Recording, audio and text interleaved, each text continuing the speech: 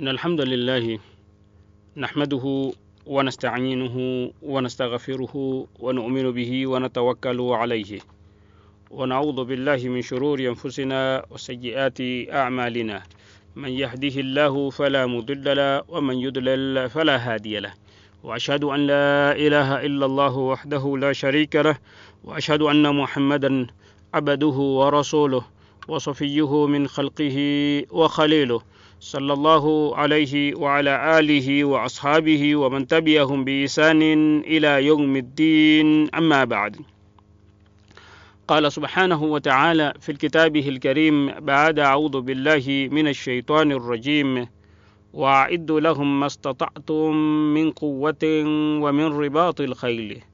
ومن رباط الخيل ترهبون به عدو الله وعدوكم وآخرين من دونهم لا تعلمونهم الله يعلمهم وما تنفقوا من شيء في سبيل الله يوفى إليكم وأنتم لا تظلمون. Assalamu alaikum wa rahmatullahi wa barakatuh.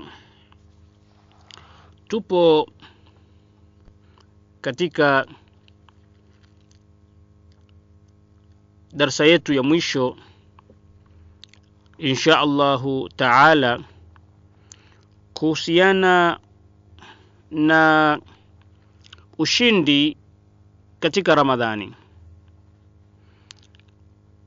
Na katika kipindi kilichopita, darasa iliyopita, tulikuwa tunazungumzia kuhusu ushindi wa Anjalut, ushindi Afghanistan ambao ulichukua miaka 10 dhidi ya Warusi, ukinzani na mapigano dhidi ya maadui wa Uislamu bado yanaendelea kwa miongo kadhaa katika nchi kama Palestina, takriban sahihi ni miaka 61, kama Kashmir takriban 62, kama Philippines, kama Bosnia takriban 13, kama Chechnya takriban miaka 10 na kadhalika.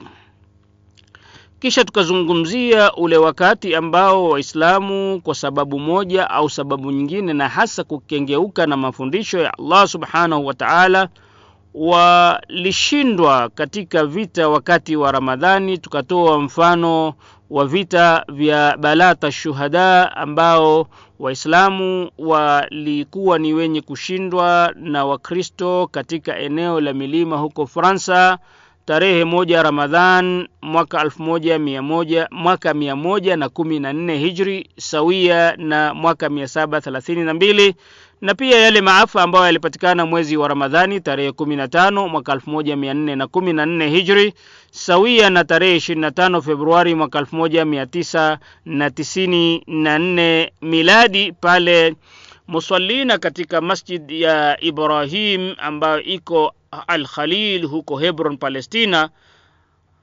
walipofiatuliwa risasi na Daktari Baruch Goldstein ambaye ni mzeyuni, na musallina zaidi ya 30 wakawa ni wenye kuuliwa na 75 zaidi ya 75 wakawa ni wenye kujeruhiwa.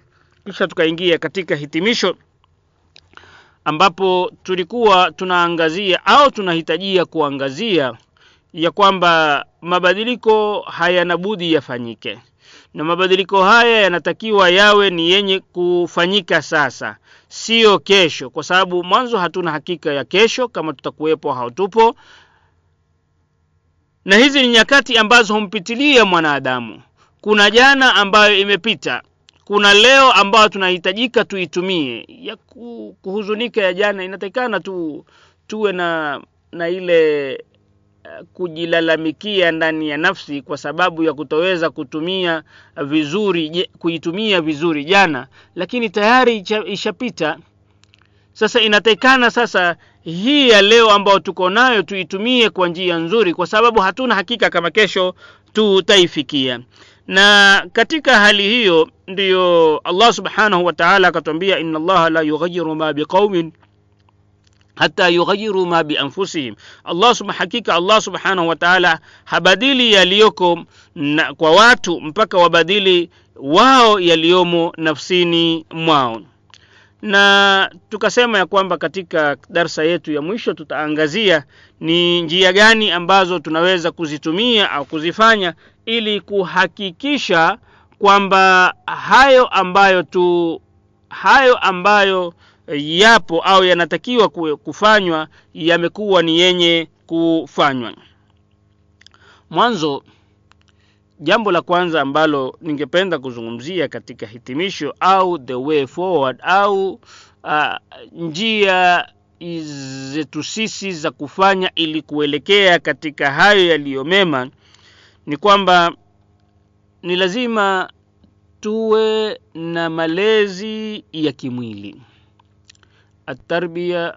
At-tarbiyatul jinsiyya, at-tarbiyatu al-jismiyya, malezi ya kimwili.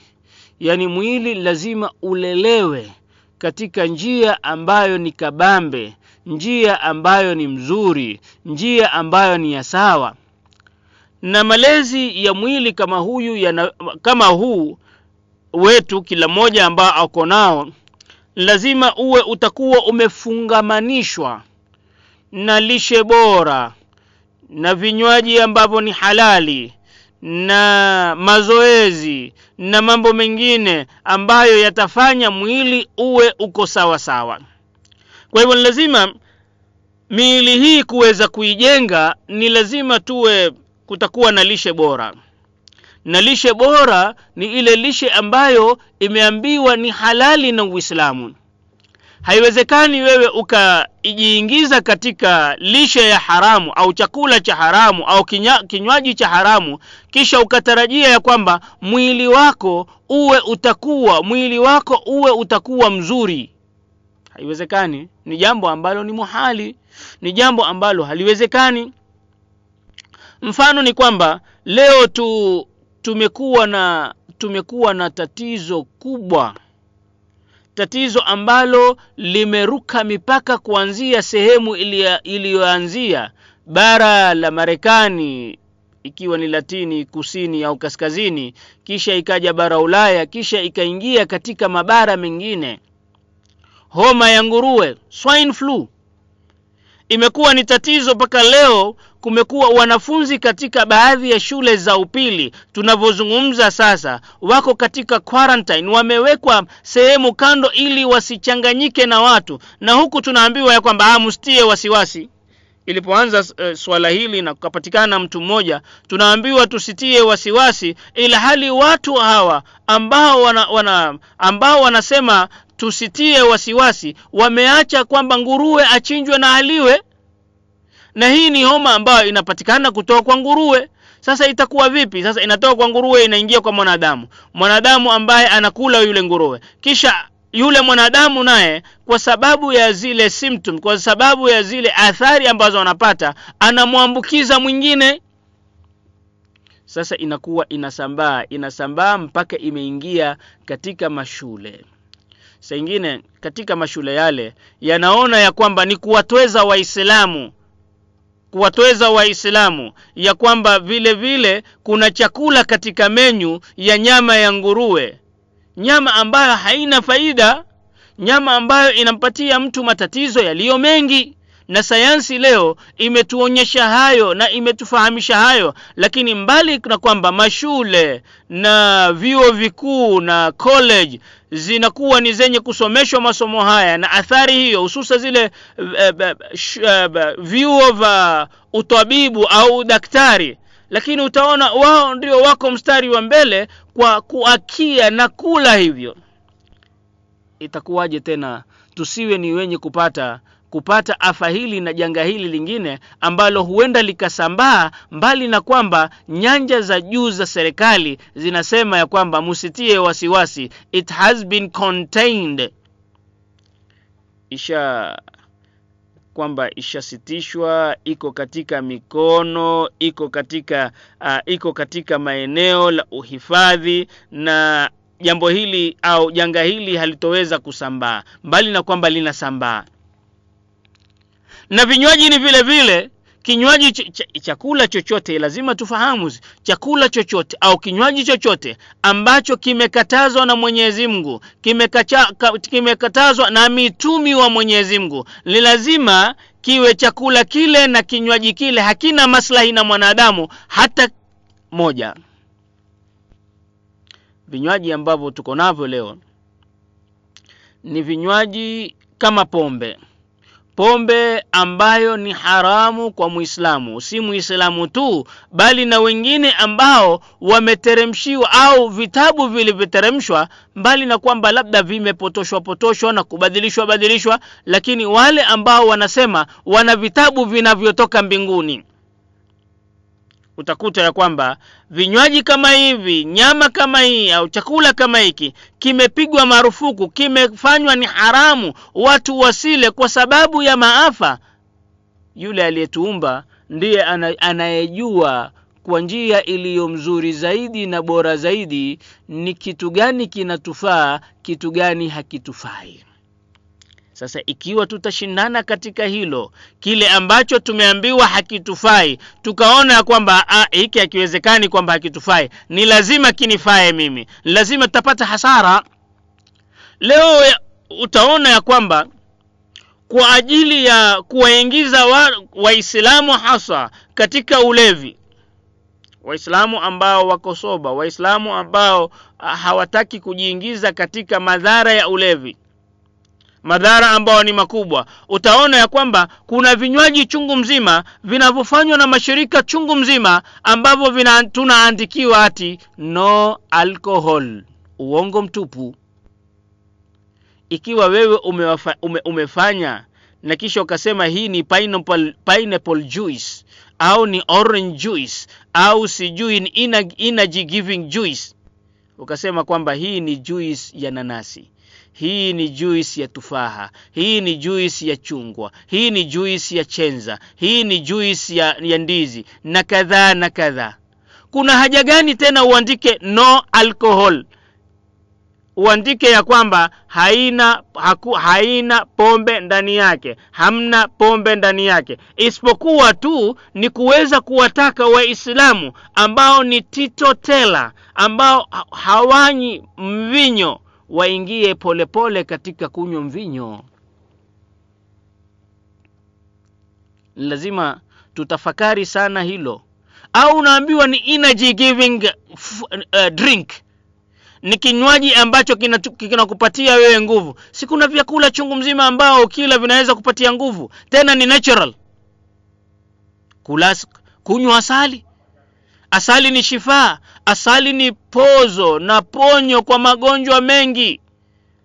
Asali mbali na kwamba ni ponyo, ni ina sukari ndani yake, na sukari hii ni natural, maumbile, si ile artificial ambayo inatengenezwa na inatiwa makemikali ambayo yanakuja kukudhuru wewe tena.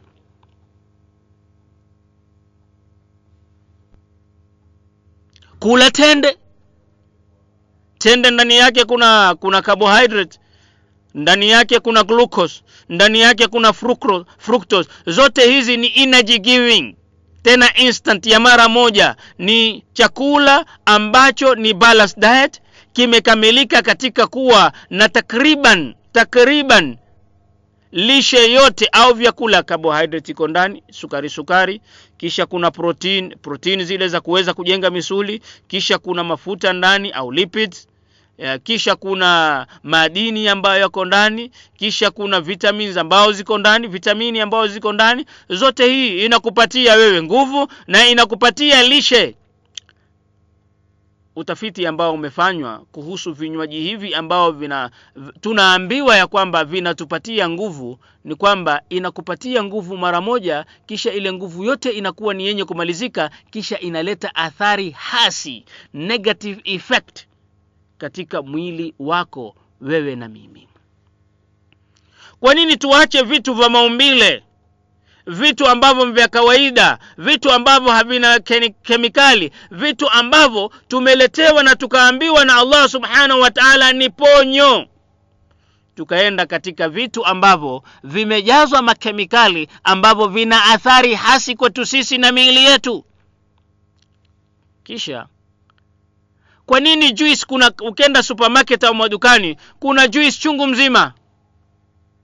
Utapata kuna kampuni kadhaa inafanya sijui juice inaitwa Quencher, ukienda sijui na nyingine inaitwa Afya, sijui ingine inaitwa majina chungu mzima, za Del Monte za nini chungu mzima, na hakuna hata moja ambao utaiona imeandikwa no alcohol. Sema ni juice. Sasa vipi itakuwaje kuna baadhi ya vinywaji takriban aina 3 ambao vinaandika katika kila kinywaji ya kwamba no alcohol, hakuna mvinyo, no alcohol, hakuna pombe, no alcohol, hakuna pombe? Vipi? Kwa nini? Hii inatakikana impelekee Muislamu wa kawaida, Muislamu ambaye anatumia akili yake ya kwamba hapa bwana kuna question mark, kuna alama ya kuuliza. Na ikiwa kuna alama ya kuuliza, tayari hapa kuna shubha, tayari hapa kuna shaka.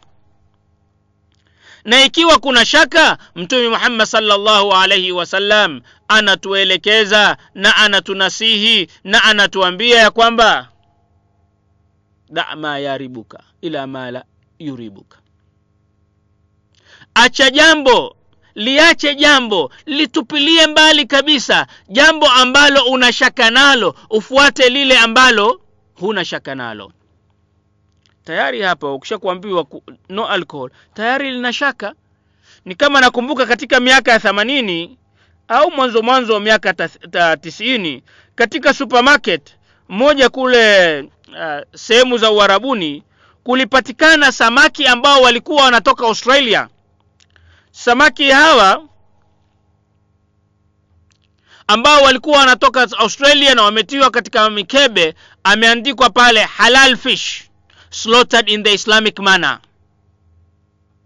Samaki halali, amechinjwa kupitia mfumo wa Kiislamu. Kuanzia lini jamani? Kuanzia lini wasikilizaji wangu wapenzi, samaki Kiislamu akawa ni mwenye kuchinjwa? Kuanzia lini?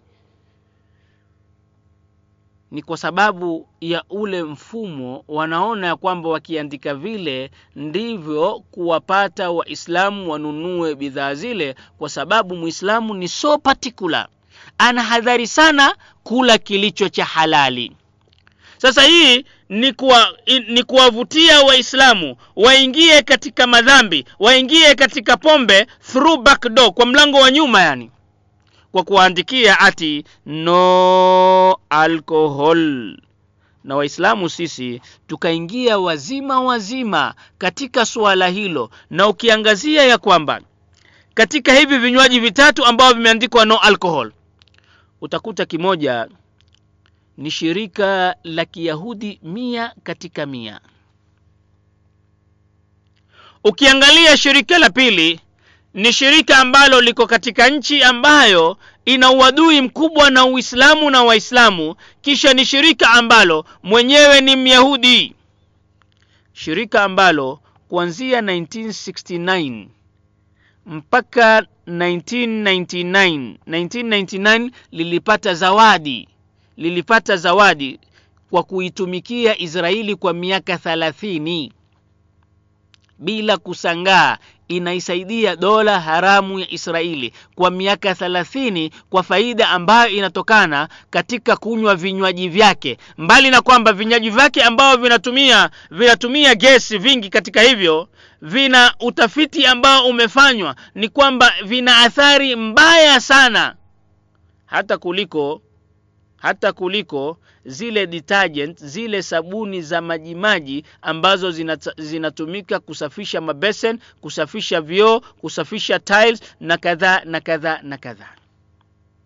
Sasa ni kwamba hiki ni kinywaji kingine ambacho kimetolewa na kampuni hii ambayo inaisaidia Israeli kwa miaka 30, na kwa sasa tunavyozungumza, kwa sababu tuko 2009, itakuwa kwa miaka 40, kwa sababu katika mwaka 2001 2002 shirika hili lilitoa usaidizi kwa dola haramu ya Israeli ya bilioni $1.3, dola bilioni 1.3, ili Israeli, dola haramu ya Israeli ipate kuunda na kutengeneza zana za kivita zilizo na nguvu zaidi kuwapiga ndugu zetu na kuwaua ndugu zetu wa Palestina. Na katika mwaka huo shirika hilo ambalo nalizungumzia na shirika lingine likawa ni lenye kusaidia dola haramu ya Israeli kwa dola bilioni 2.3, mashirika mawili, dola bilioni 2.3, 2.3 billion US dollar. Unakunywa ni kusaidia. Kisha shirika la tatu ambalo lipo hapa Kenya ni shirika ambalo linatengeneza mvinyo. Ni shirika ambalo linatengeneza vinywaji vya mvinyo, pombe tofauti, kuanzia moja mpaka nyingine. Kwa hivyo kununua kinywaji hiki ambacho kinashaka pia ni kulisaidia shirika hili kuzidi kutengeneza mvinyo ili watu wawe si soba tena. Nchi hii inaumia sana kwa sababu ya walevi. Inaumia sana kwa sababu ya walevi ambao wako mstari wa mbele wa kutumia rasilimali ya nchi hii na kutumia pesa zao na kutumia siha zao katika kujipeleka katika maafa na janga. Mlevi ni yule ambaye anakunywa mpaka anashindwa kuilea familia yake. Watoto wanafukuzwa kwa sababu karo haijalipwa, lakini yeye lazima apate mvinyo. Athari ya mvinyo ni ile ambayo kwamba mtu baada ya kunywa anakwenda step moja mbele, mbili nyuma. Kwa hivyo asubuhi badala ya kufikia nyumbani kwake anakuwa mbali na nyumba yake. Sasa mazoezi ya kimwili, malezi ya kimwili hayawezi kufanyika isipokuwa kuwe na lishe bora, chakula bora, kinywaji bora, kisha kujiweka kando zaidi na vile vyakula na vinywaji ambao ni haramu utumiaji wake, au yale mambo ambayo yanaleta athari. Kwa hivyo ili kuiweka miili yetu iwe bora, lazima tuache sigara ambayo ni haramu kwa Muislamu kuitumia. Ni lazima Muislamu aache miraa ambao ni haramu kwake kuitumia. Ni lazima alale vizuri, kulala ambako kunamfanya yeye ainuke akiwa ana nishati, ainuke akiwa yuko barabara, akiwa ana nguvu za sawasawa za kuweza kufanya mambo tofauti. Sasa ndio kwa ajili hii Allah subhanahu wa ta'ala akatuambia na kutuelezea katika suratul Anfal aya ya 60 pale aliposema wa'iddu lahum mastata'tum min quwwatin wa min ribatil khayl turhibuna bihi aduwallahi wa aduwakum. Allah subhanahu wa ta'ala anatuambia ya kwamba basi waandalieni nguvu kama muwezavyo na kwa farasi waliofungwa tayari ili kuwatishia maadui wa Allah na maadui zenu. Lazima Muislamu ni yule ambaye ni ever ready. Kwa hivyo kuwa yuko tayari ni lazima awe anafanya mazoezi ya kuweka mwili wake uwe sawa. Muislamu si yule ambaye hata kubeba mzigo wake pia anashindwa. Boksi dogo lazima asaidiwe, na kwa sababu yeye pengine ana hadhi au ana cheo, basi hawezi kubeba. Ni kuamrisha tu bana, beba hili weka kwenye gari, beba hili peleka stendi, beba hili peleka kwa mtu fulani. Yeye hawezi, yeye anatarajiwa asaidiwe kwa kila kitu. Taban kuna mizigo mingine ambayo ni mizito, mnasaidiana, lakini sio kuamrisha mtu akubebee tu awe atakufanyia tu.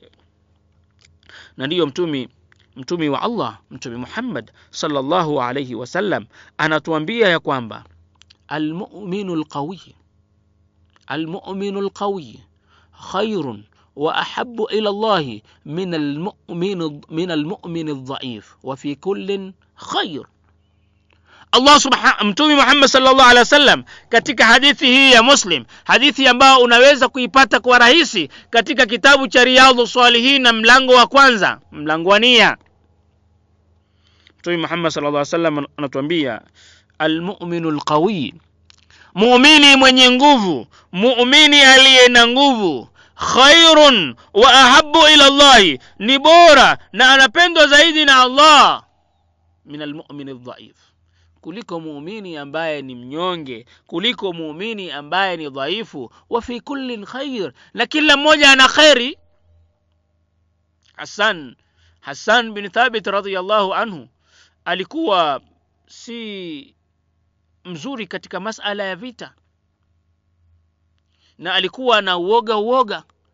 Na katika hadithi ya Ahmad, Mtume Muhammad sallallahu alaihi wasallam anatueleza, ambayo iko katika Musnad Imam Ahmad, anatuelezea ya kwamba muumini anaweza kuwa muoga. Mtu anaweza kuwa ni muumini lakini akawa ni muoga. Sasa uoga huu haumtoi yeye, huu ni udhaifu, lakini hamtoi yeye katika imani.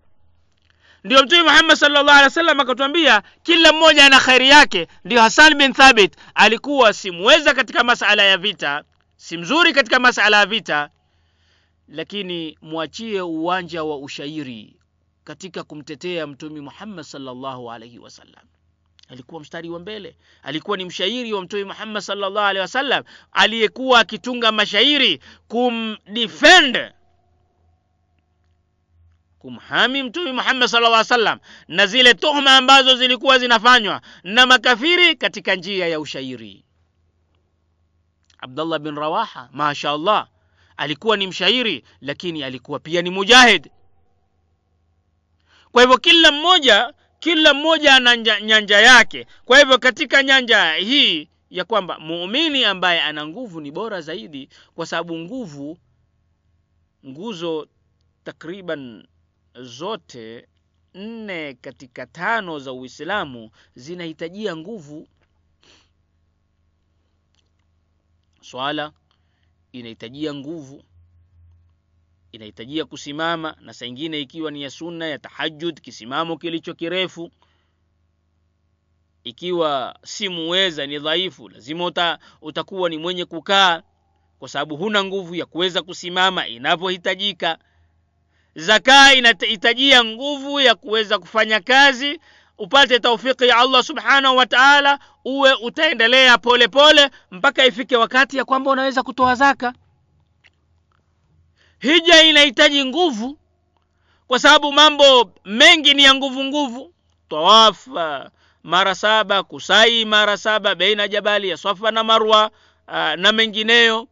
Zile zahma za kutembea kuanzia Mina mpaka sehemu kadha, Arafa mpaka sehemu kadha, Maka sehemu kadha, inahitajia pia nguvu. Na pia funga inahitajia nguvu. Asiyam, ambayo karibuni tumetoka katika isiyam, inahitajia nguvu, na ndiyo mgonjwa akawa ni mwenye kupatiwa nafasi na fursa ya kutofunga, kulipa baada akiwa mzima na nguvu zake.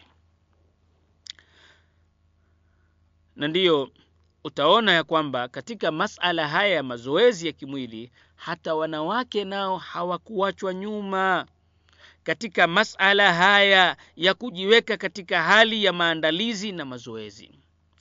Wakati mmoja nana Aisha, bibi Aisha radhiyallahu anha wa arda, alishindana mbio na Mtume sallallahu alayhi wasallam, naye akashinda. Bibi Aisha, mkewe Mtume Muhammad sallallahu alaihi wasallam, walikuwa nje ya mji. Sasa wakashindana mbio, na Mtume Muhammad sallallahu alaihi wasallam akashindwa, na nana Aisha akawa ni mwenye kuwa na furaha sana. Kila wakati anamkumbusha Mtume Muhammad sallallahu alaihi wasallam, bana limekushinda. Hadithi ambayo imenukuliwa na Imam Ahmad na Imam Abu Daud. Na wakati mwingine walipokuwa nje tena, Mtume Muhammad sallallahu alaihi wasallam wakati huo akamwambia, tushindane mbio. Wakashindana mbio, na Mtume Muhammad sallallahu alaihi wasallam akawa ni mwenye kushinda. Na wakati huo akawa anamwambia, sasa 1-1, tuko draw, sasa tuko sare 1-1. Hapo na Aisha naye akaanza kusingizia kwamba Mtume sallallahu alaihi wasallam alinishinda kwa sababu mimi niliongeza mwili, niliput on weight, nikawa ni mzito, lakini wakati ule nilimshinda. Kumaanisha kwamba ni mazoezi. Na tumezungumzia kuhusu vita vya Uhud. ambapo masahaba wa kike katika vita vya Uhud kama Nasiba au Nusaiba binti Ka'b alikuwa mstari wa mbele wa kumkinga Mtume Muhammad sallallahu alaihi wasallam asiwe ni mwenye kupigwa na silaha. Akawa mstari wa mbele kabisa, mstari wa mbele, kuonyesha ya kwamba mazoezi yale yaliweza kuwaweka wao katika hali iliyo barabara, hata kuweza kushika silaha na kupigana na wasiokuwa Waislamu au makafiri ambao walikuwa na uadui mkubwa na Waislamu, hasa Mtume Muhammad sallallahu alaihi wasallam. Pia tunaelezewa ya kwamba wao ndio waliochukua majeruhi kutoka Uhud mpaka Madina, kuonyesha walikuwa physically fit, walikuwa wako barabara kimwili ili wasiwe ni wenye kushindwa na majukumu hayo. Hivyo ni muhimu sana kwetu sisi kuweza kuwalea watoto wetu na kuweza kujilea sisi na matayarisho hayo ya mwanzo. Jambo la pili, malezi ya kiroho, tarbia ar-ruhiyya, malezi yetu ya kiroho, mazoezi ya kiroho ni muhimu sana. Ni muhimu sana kwa Waislamu kujitolea mhanga kwa ajili ya kuzisafisha nyoyo zao, tazkiyatun nufus, kuzisafisha kabisa nyoyo, kuzisafisha kabisa roho, zisiwe na kinyongo, zisiwe na chuki, zisiwe na hasadi, zisiwe na mambo mabaya ambayo yamejikita ndani, zisafishwe kabisa kwa kusoma, kujua maana na kuzingatia maamrisho yaliyo ndani ya Qur'ani. Jambo la kwanza ya kuweza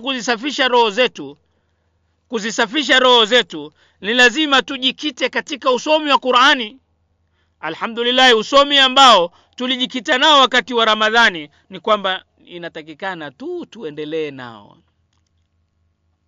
Lakini si usomi tu wa Qur'ani kama kasuku, ya kwamba maadamu tumeambiwa usomi wa Qur'ani basi tutakuwa ni wenye kusoma haraka na kuweza kuhitimisha tu Qur'ani bila ya kuweza kujua maana yaliyo ndani ya Qur'ani. Na mara nyingi utatukuta sisi tunaondoka katika maagizo ya Qur'ani kwa sababu ya kwamba ndiyo tumeisoma Qur'ani, lakini je, tunajua maana yake? Tunajua yaliyo ndani yake? Mara nyingi utakuta kwamba hatujui yaliyo ndani yake. Kuhifadhi Qur'ani ni jambo muhimu, ni jambo bora sana ambalo limehimizwa na Mtume Muhammad sallallahu alaihi wasallam, lakini isiwe ni kuisoma tu Qur'ani bila kujua maana yake, bila kuzingatia maana yake, bila kuyatekeleza yaliyo ndani. Na ndiyo Ibn Umar anatueleza kwamba alichukua muda mrefu sana kuhifadhi suratul Baqara. Kwa sababu gani? Kwa sababu ilikuwa si kuhifadhi pase, si kuhifadhi peke yake, bali ilikuwa ni kuhifadhi, kujua maana, kuzingatia yaliyo ndani na kisha kuyatilia katika matendo yale ambayo yameteremshwa. Jambo ambalo ni muhimu, jambo ambalo ni muhimu, jambo ambalo ni nyeti, jambo ambalo linatakiwa litakuwa ni lenye kufanywa na Waislamu. Muislamu yoyote lazima jikite katika hilo. Lau tutashindwa kufanya hilo, basi sisi tutaondoka katika yale yaliyo mazuri, tujiingize katika yaliyo mabaya. Na huenda mara nyingine tunaisoma Qur'ani inatulani na sisi hatufahamu hilo. Hatufahamu. Kwa nini hatufahamu? Kwa sababu Qur'ani inakwambia wala taqrabu zina, usikaribie zina. na wewe ndiyo mtu ulio mstari wa mbele katika kuikaribia, na hakuna mwanamke ambaye atakupita au msichana atakupita bila ya wewe labda kuwa ni mwenye kumtongoza msichana kama yule au mwanamke kama yule. Itakuwaje? Itakwendaje? Ni jambo ambalo muhimu sana. Ndio Ibn Umar au Abdullah ibn Umar radhiyallahu anhuma wa ardah, Allah subhanahu wa ta'ala amridhie yeye na babake na masahaba wote ambao waliipigania dini hii. Anasema alichukua miaka mingi kuhifadhi suratul Baqara, na zilipokuwa zinateremka aya nyingine, masahaba walikuwa na ule mfumo, wanapoambiwa kuna aya imeteremka, anasema kwamba zile za 10 zilizoteremka bado mimi sijazitilia katika matendo, vipi nitachukua aya nyingine? Kwa hivyo wakachukua muda mrefu. Na Mtume Muhammad sallallahu alayhi wasallam, akhlaq zake, tabia zake, maadili yake yalikuwa ni Al-Qur'an. Yale masala yote ambayo yamo katika Qur'ani, ikiwa ni agizo au amri, basi yeye ni wa kwanza kufuata agizo lile au amri ile. Ikiwa ni katazo, jambo ambalo ameambiwa asilifanye, basi yeye pia alikuwa ni mwanzo kukatazika nalo, kuliacha, kutoka nalo, kutolitekeleza lile jambo. Hili ni swala ambalo Mtume Muhammad sallallahu alaihi wasallam alilitekeleza, na akawafundisha masahaba, wakawa ni Qur'an inayotembea katika ardhi. Na sisi inatakana tuwe hivyo hivyo, kufanya hayo ambayo yameamrishwa katika Qur'ani na yamekatazwa yaliyokatazwa katika Qur'ani. Ni kutuweka sisi tuwe ni ruwaza njema, tuwe ni kielelezo kizuri kwa Waislamu na wasiokuwa Waislamu, waone ya kwamba mtu huyu yeye ni tofauti kabisa na watu wengine. Kwani mtu huyu anatoka wapi? Anatoka from outer space? Anatoka katika sayari nyingine? Anatoka katika wingu mwingine? Anatoka katika mbingu mwingine au vipi? Ni jambo ambalo ni muhimu. Si hilo tu, bali na kushikamana barabara na sunna za Bwana Mtume Muhammad sallallahu alaihi wasallam. Ni jambo ambalo ni muhimu sana kwa watu kufuata sunna za Mtume Muhammad sallallahu alaihi wasallam. Na yule ambaye atafuata sunna hizo, basi atakuwa katika sehemu au katika mahali ambapo ni pazuri kabisa. Kwa sababu Mtume Muhammad sallallahu alaihi wasallam anatuambia ya kwamba kila mmoja katika umma wangu ataingia peponi. Kisha akasema illa man aba, isipokuwa mwenye kukataa. Akaulizwa, waman ya'ba ya Rasulullah, ni nani atakayekataa kuingia peponi ewe mjumbe wa Allah? Hapo akawa ni mwenye kusema, man ata'ani dakhala aljanna waman asani fakad aba.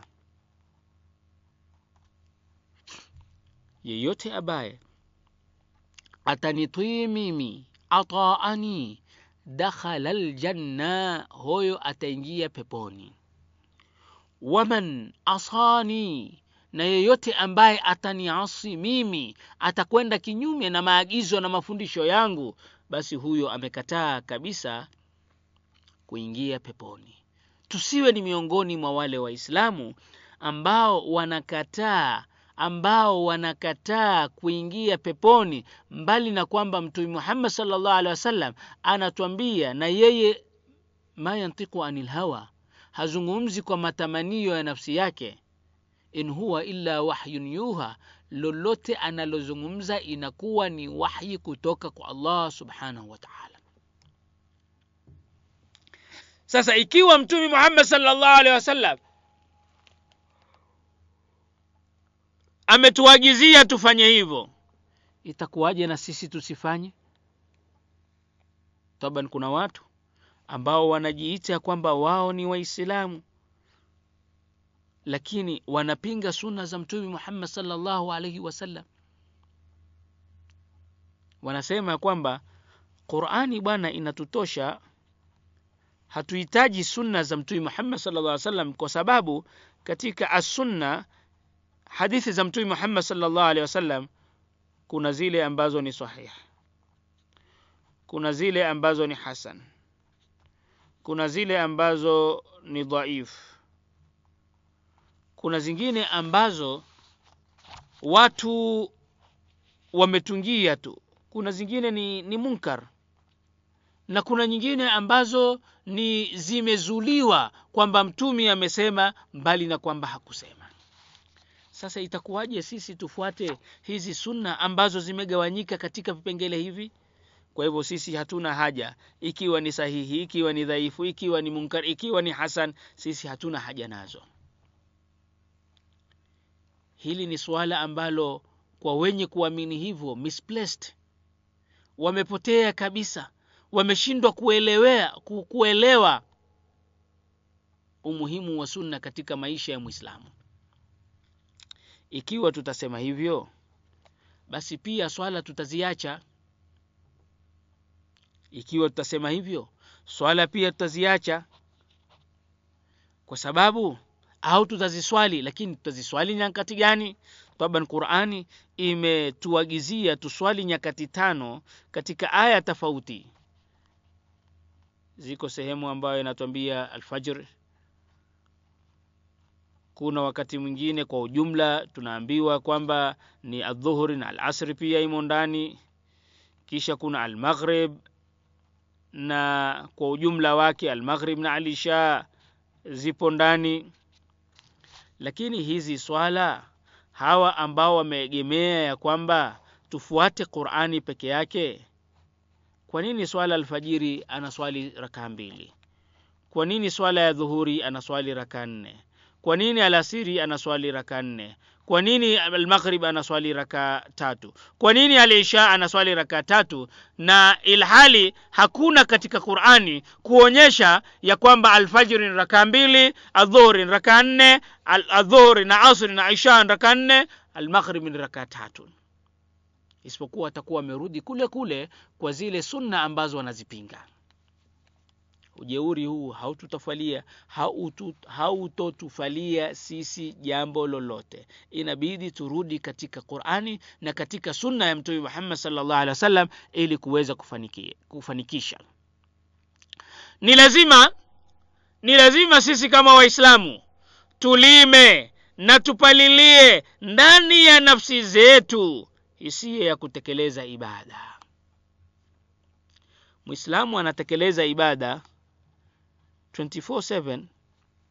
Muislamu anatekeleza ibada 24/7, masaa 24 kwa siku 7, kwa miezi 12, kwa siku 360. Katika kalenda ya Kiislamu inakuwa 355 au 54.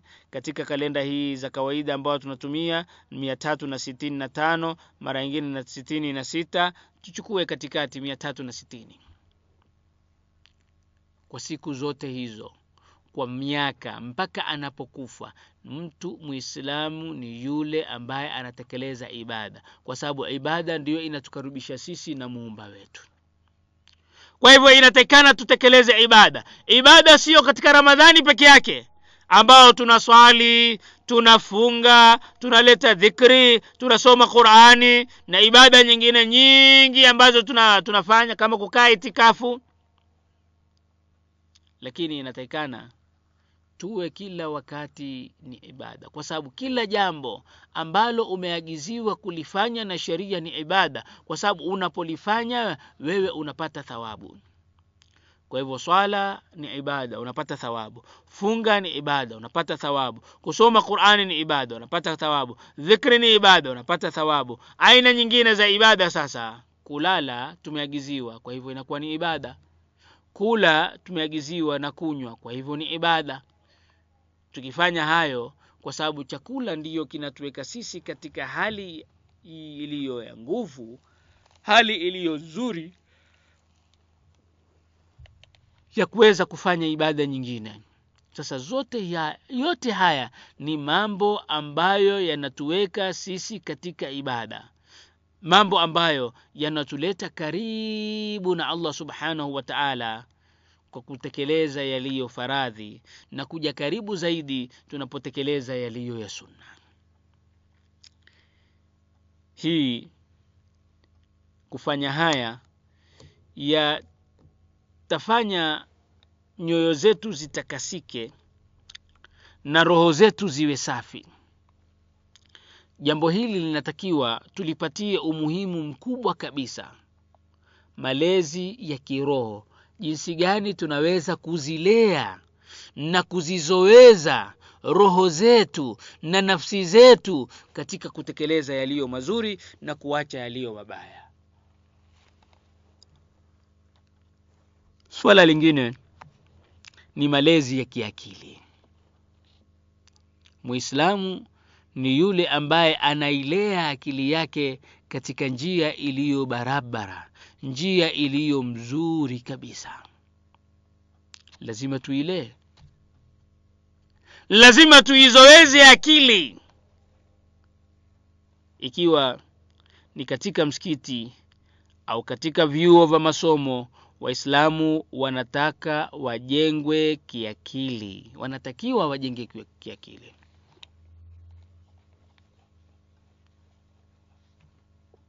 Akili ambayo itakuwa sharp, akili ambayo itakuwa iko katika ule ubarabara,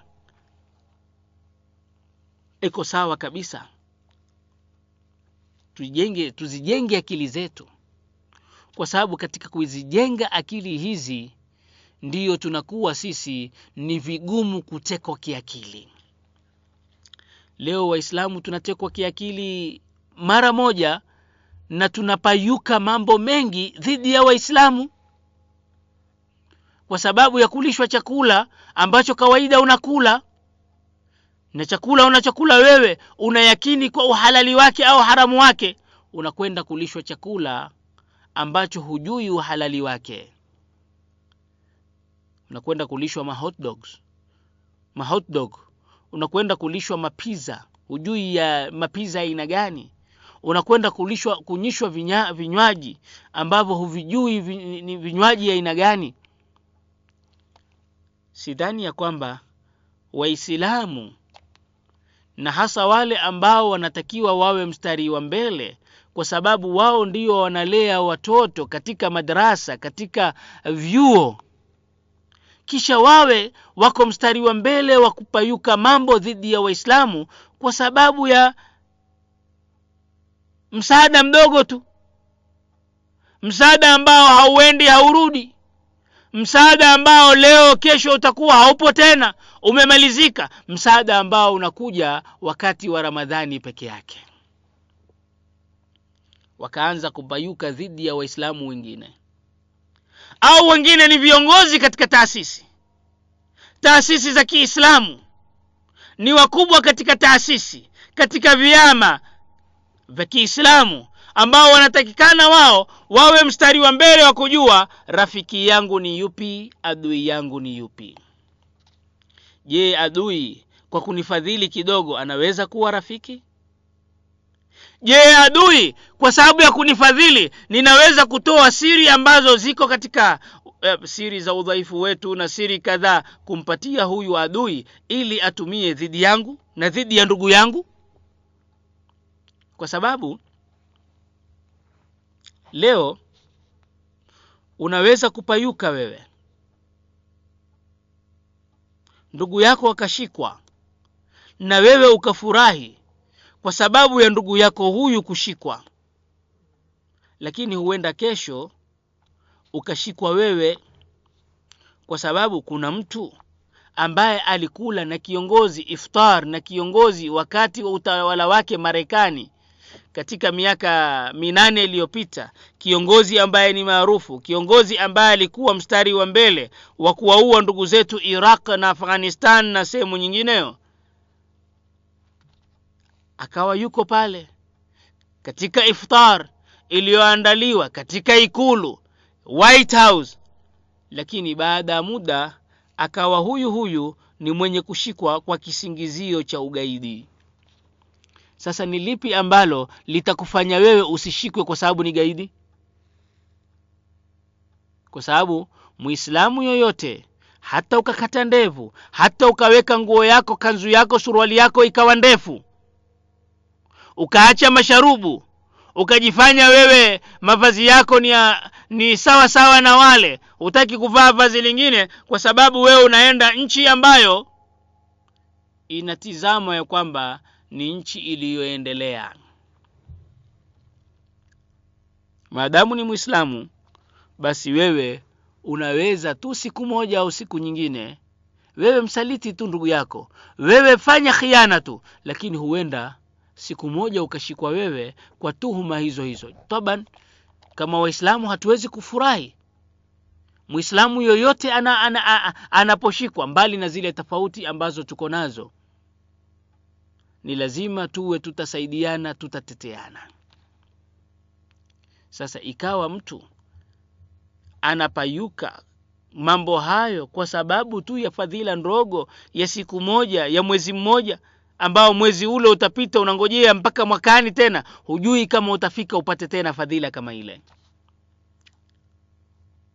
Watu ambao wakati mmoja wamekwenda katika sherehe kama hizo ambazo wamealikwa, wakaanza kula, baada kwamba wameanza kula, sore, hiki si chakula chenu hiki, kwa sababu si halali. Nima kilikuwa ni nguruwe au ni chakula kingine ambacho si halali kwa Muislamu. Sasa tayari wewe ushaingizwa katika kula na umemeza katika mwili wako chembe ya uharamu.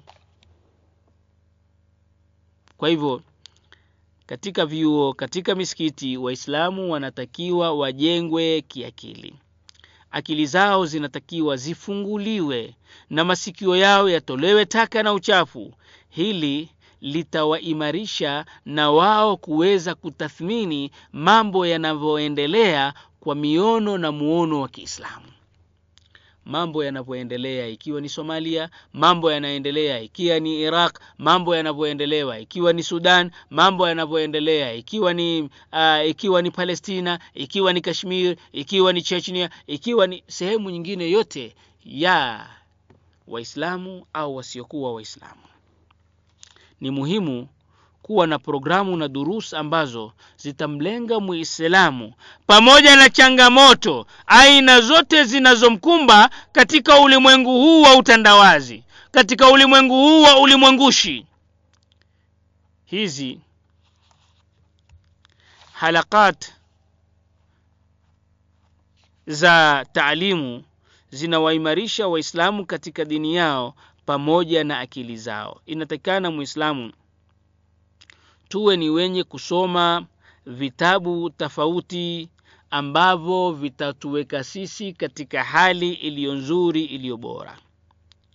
Lazima sisi vitabu ambavyo tunatakiwa tuzisome ili kuondoa ule udhaifu ni Qur'ani pamoja na tafsiri yake, hadithi pamoja na tafsiri zake, sira, aqida, fiqh, mambo yanavojiri wakati huu, yani yanavyoendelea katika wakati huu, kutazama dini na madhehebu mengine, pamoja na kuangalia zile itikadi na harakati zilizo dhidi, pamoja na kuwa na uadui mkubwa na Uislamu na kadhalika.